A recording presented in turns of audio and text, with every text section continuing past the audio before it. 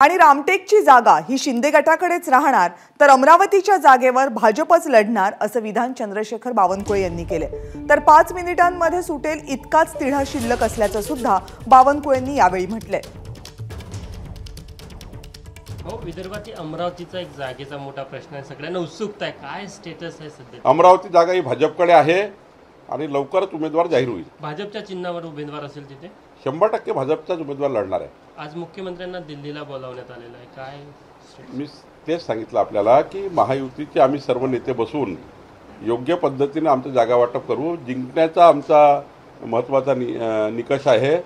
जिंकण्याचा निकष असल्यामुळं जी जागा जो जिंकेल त्यांनी लढली पाहिजे।